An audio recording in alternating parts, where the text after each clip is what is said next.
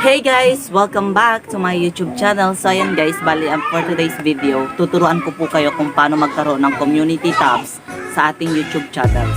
So for now guys, bali tuturo ko po siya through my phone. Screen recording po siya guys. Bali bago po ang lahat, don't forget to like, share, and subscribe to my YouTube channel. So saya na guys, gustuhan nyo po ang video na ito dahil ito po ay nakita ko lang din po sa aking YouTube notification. Nag-notify po siya sa akin. Kaya gusto ko rin po siyang i-share sa inyo.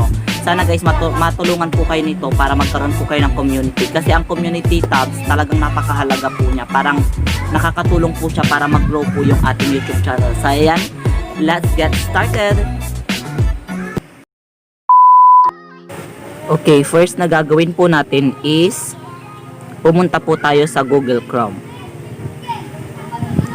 So, i-search po natin ang youtube.com. After nyan guys, hantayin po natin siya kasi naglo-loading po siya.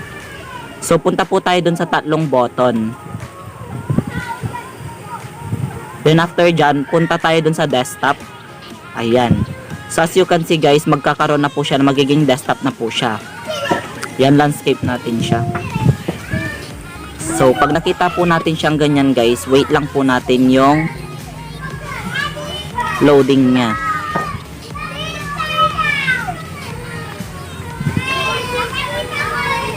So ayan guys, punta tayo ngayon dun sa channel natin.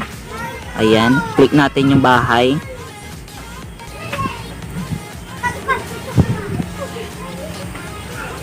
Ayan. So bali naglo-loading po siya. So as you can see guys, bali andyan po yung channel ko. Ayan.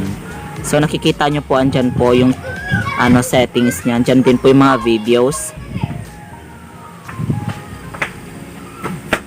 Then after that guys, ayan. So i-refresh lang po natin siya. Tignan po natin siya. Ayan. And then punta tayo sa settings. Click po natin yung lahat ng privacy. Ayan.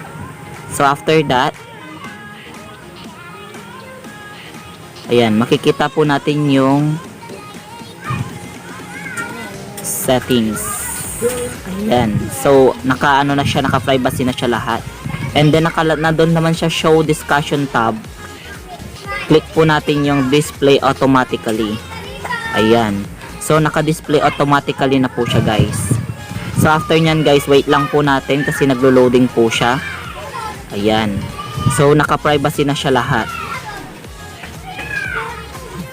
Hantayin lang po natin siya guys. Ayan. So loading siya ulit. Refresh natin. Ayan. Makikita natin discussion. Click lang natin siya ulit. So makikita po natin dyan. Meron na po siyang comments. Then after that dyan guys. Ayan. Wait lang po natin yung response. So pagkatapos po nyan guys, ayan po, makikita po natin at pupunta po tayo sa YouTube natin ngayon. Yan. So loading po siya guys. Ayan po. So yan, refresh lang natin siya.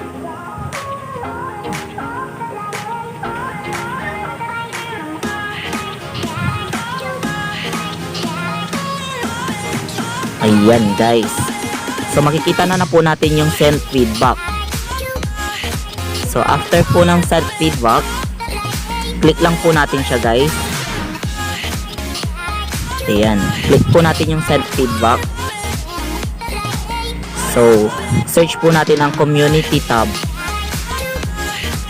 So doon sa pinaka community tab, makikita po natin doon yung pag na-search na po natin siya, yan. Sa pinakadulo guys, click lang po natin yung sa pinakadulo. Ayan. So makikita po natin dyan, mababasa naman natin siya. Ayan po. Yung ibig sabihin po ng community tab. Then after nyan guys, mayroon po tayong isa-send message. Yan, punta tayo sa click button at saka send feedback. Ayan. So dyan guys, bali ayan, yung community na yan is nandyan na po. Ayan.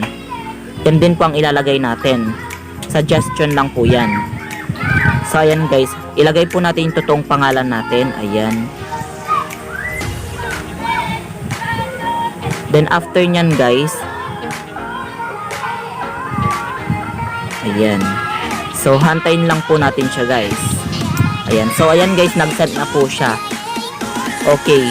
Ayan guys, after nyan po niya guys, hantayin po natin siya for 3 days to 1 week. So pag nag-response na po siya guys, ayun, pwede na po na tayo mag-post sa ating community tab. So ayan, that's for all.